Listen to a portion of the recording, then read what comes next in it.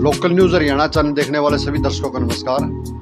दर्शकों, आज हम पहुंचे हैं बाराखाप के प्रधान पूर्व प्रधान सुरेश कोत जी के पास, जो कि काफ़ी समय से समाज सेवा में हैं।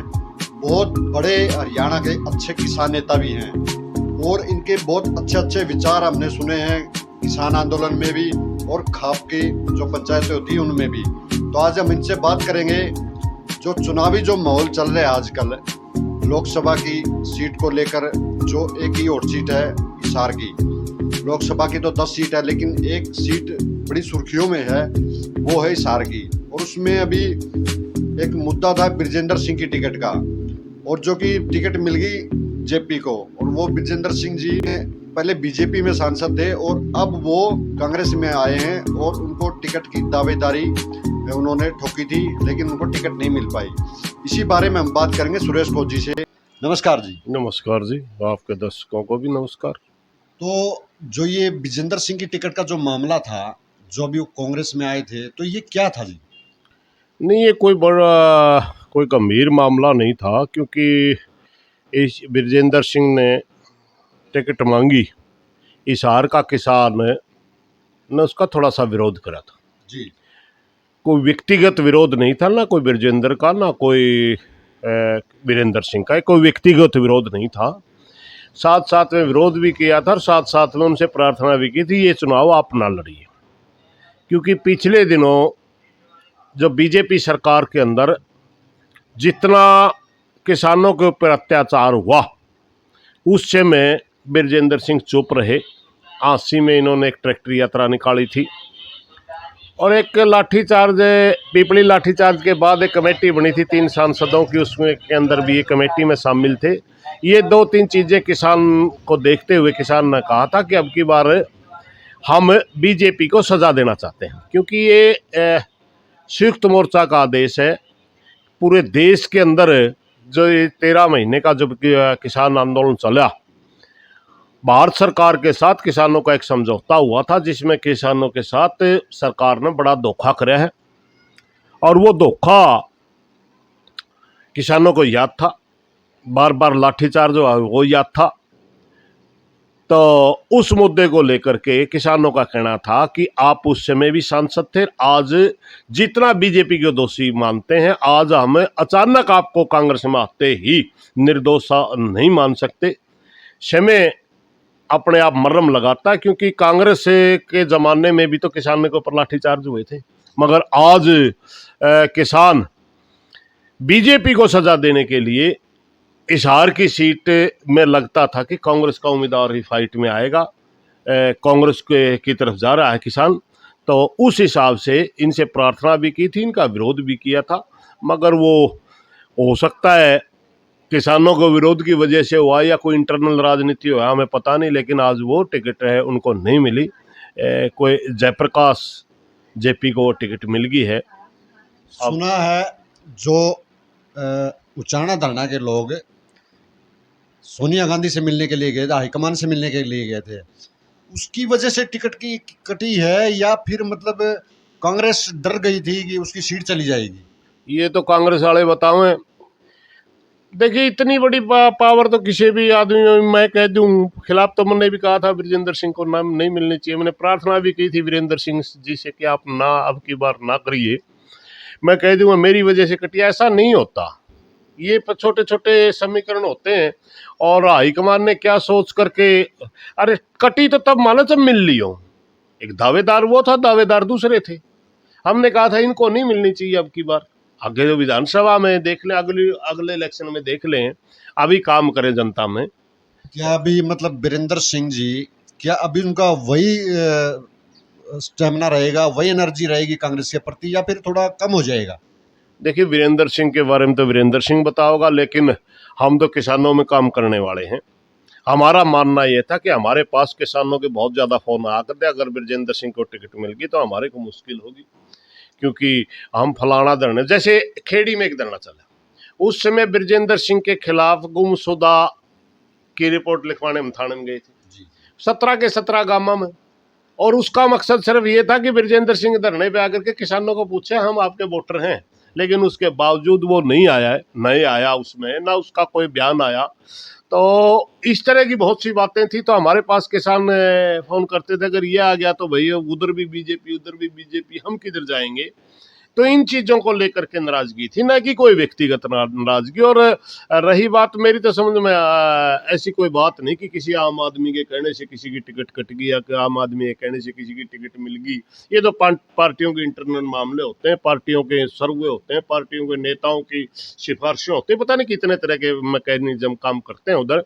ये तो मैं कह दूँ मना कटवा दिया, ऐसा कुछ नहीं है। हमारे जैसे लोगों को वहाँ कोई नहीं पूछता, सच्चाई ये है। उचाना के किसानों ने तो ऐलान कर दिया था कि अगर विजेंद्र सिंह को टिकट मिलती है तो हम निर्दलीय लड़ेंगे। मतलब कांग्रेस ने एक असमंजस की स्थिति पैदा कर दी थी, लेकिन अब स्थिति क्लियर है। तो इसके बारे में आप क्या बोलोगे? नहीं, वो तो उनने कर दी होगी। हमारे सामने भी जब हिसार में पूरे हिसार संयुक्त मोर्चा की मीटिंग हो रही थी, वहाँ भी एक सुझाव आया था ये, लेकिन हमने तो इनकार कर दिया था। भाई किसी किसान के पास इतना कोई साधन नहीं है। ये लोकसभा का चुनाव है, किसके पास कितना साधन है कि आप चुनाव लड़ लोगे। दूसरी बात, हम सामाजिक संगठनों में काम करने वाले लोग हैं। सामाजिक संगठनों में काम करने वाले लोग और राजनीतिक संगठन में काम करने वाले लोगों की, दोनों की विचारधारा में ही अंतर होता है। राजनीतिक कार्यकर्ता अलग तरह से सोचता, सामाजिक कार्यकर्ता अलग तरह से सोचता। अगर हमारे बीच से ही कोई खड़ा होगा तो हमारे बीच में काम करने वाले लोग ही आधे से ज्यादा राजनीतिक लोगों के पास मिलेंगे। कहेंगे हम तो आपको किसान नेता समझ के आए थे, राजनेता समझ के नहीं आए थे। इसलिए हमने तो उस बात का इत्तेफाक नहीं रखते थे हम। मगर हाँ, कुछ साथी ज्यादा उनका इंटरनल मामला है। उचाना धरने की बात, भाई आजाद की वीडियो आ गई। आजाद सिंह दाड़न खाप का है, एक वो क्या नाम सिक्कम से ओपन किया गया, वो भी दाड़न खाप की है। वीरेंद्र सिंह दाड़न खाप का, उसका उनका खाप का मामला हो अंदर का, अपन उसके बारे में ज्यादा, मैंने पहले भी कह दिया था भाई उस सतर तक तो नहीं जाना चाहिए। क्योंकि प्रधान, वैसे वीरेंद्र सिंह और ब्रजेंद्र सिंह की बात नहीं, ये सांसद की बात थी। सांसद एक सार्वजनिक व्यक्ति होता है, उसके जीवन के ऊपर टिप्पणी करना किसी का भी अधिकार होता है। मगर गाली गलौज तक उतरना या आपस में वो उनकी बातें उचाना की, मैं उसके बारे में ज़्यादा कुछ कहना नहीं चाहता। जी। अब आखिरी सवाल ये है, अब ताल ठोक दी है कांग्रेस ने और जयप्रकाश को टिकट दे दी है, तो क्या संभावना अब वो जीतेंगे या मतलब किस तरह रहेगा, माहौल किस तरह रहेगा? देखिए, किसान का मतलब ये नहीं है कि जयप्रकाश या कोई और, किसान का मतलब बीजेपी को सजा देना। और हिसार की सीट पर कांग्रेस ही मुकाबले में। अगर जयप्रकाश नहीं होते तो भी मतलब कुछ और ही होता? नहीं, जयप्रकाश नहीं होते, चंद्रमोहन होता तो और भी जल्दी जीतता, 10 बजे जीत जाना था उसने। बात ये थी कि किसानों का मकसद है बीजेपी हार जाए। मतलब चंद्रमोहन की वजह से कोई नुकसान तो नहीं हो रहा है मतलब कांग्रेस नहीं को? नहीं नहीं, ऐसा कोई नहीं हो। किसान ने नहीं मानना, चंद्रमोहन का निजी वोट जुड़ जाता। किसान ने जयप्रकाश को भी देना, किसान ने चंद्रमोहन को भी देना है। किसान ने, यहाँ तक मैं कहता हूँ, सिर्फ ब्रजेंद्र सिंह की वजह से कुछ किसान बंटता, अब एक मुश्त पड़ेगा, सिर्फ इतना सा फर्क है। और मजबूत ये सीट जाएगी, क्योंकि मुकाबले में अब की बार जनता वर्सेस मोदी है। मोदी के राज आने के बाद सिर्फ दो ही वर्ग रह गए, एक मोदी के हक वाला, एक मोदी के खिलाफ वाला। हम मोदी के खिलाफ वाले में, और मैं उसमें मोदी के खिलाफ में अब की बार यहाँ से देखिए अलग अलग सोच है। मैं बताता हूँ आपको, यहाँ मुकाबले में कांग्रेस है, कुरुक्षेत्र में मुकाबले में नहीं लो, और करनाल में जो कांग्रेस ने टिकट दिया है वो लड़का कमजोर है, एक निर्दलीय खड़ा हो रहा है वीरेंद्र मराठा, वो मजबूत है। और हमारा मकसद ये है कि हम सिर्फ बीजेपी को नुकसान पहुंचाने की बात है। बीजेपी को हराएगा उसी को, हम जो बीजेपी को हराएगा उसको सपोर्ट करेंगे। पार्टी से लेना देना नहीं हमारा, चाहे वो निर्दलीय भी क्यों ना हो। चाहे निर्दलीय भी क्यों ना हो, जो पार्टी से का हमारा कोई लेना देना नहीं। अब कल संयुक्त मोर्चा की मीटिंग, वो क्या नाम, कन्वेंशन थी जींद के अंदर, उसमें भी साफ स्थिति यही थी कि नाम नूम तो हमने किसी का लेना नहीं, लेकिन जो हराना है, हरा रहा है, उसको देंगे। और ना ही किसी पार्टी के, मान लो यहाँ हम कांग्रेस है, यहाँ जयप्रकाश है, नाम नहीं लेना था, मैं आपने कह ले दिया, चलो कांग्रेस लगा लो, वो एक ही बात है। तो हम इनकी स्टेज पे नहीं जाएंगे, इनसे कोई तेल वगैरह नहीं डलवाएंगे, कोई निजी फायदा नहीं लेंगे, मगर ये कहेंगे बीजेपी को सजा देनी है, जो नजदीक में साथी है उसको वोट दो। मतलब इतनी क्या नाराजगी है, इतना क्या तंग कर दिया, मतलब कि आपको इतनी नाराजगी है बीजेपी से? हम लगातार तीन साल से तो लड़ने लग रहे हैं। पहली बात तो भारतीय जनता पार्टी जब सत्ता में आई 2014 में, मोदी जी एक वादा करके आए थे किसानों से, स्वामीनाथन आयोग की रिपोर्ट के तहत C2+50 के तहत हम किसान को भाव देंगे। किसान इनकी तरफ गया, मगर इन्होंने आज वो सोच ही बदल ली। जब देने की बारी आई तो A2 पे चले गए। दूसरी बात, इन्होंने कहा 2022 में किसान की आय दुगनी करेंगे, आत्महत्या दुगनी होगी। 750 किसान मर गए।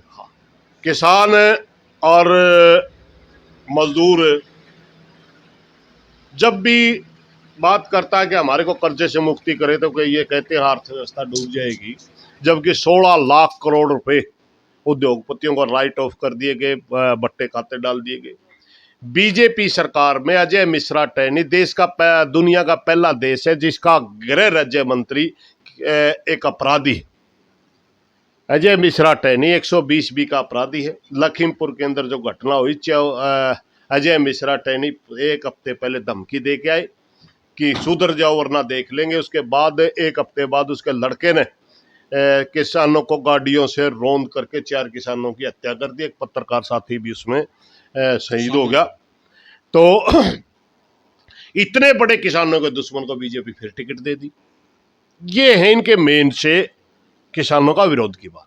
रही जा अगर हम आम जनता की बात भी करें, जब भी किसी भी वर्ग ने प्रजातांत्रिक तरीके से आवाज उठानी चाहिए, चाहे सरपंच थे, चंडीगढ़ गए, अपने प्रजातांत्रिक अधिकारों को लिए, उनको लाठियां मिली। आंगनवाड़ी महिलाएं थी, उनको लाठियां मिली। कर्मचारी था, उनको लाठियां मिली।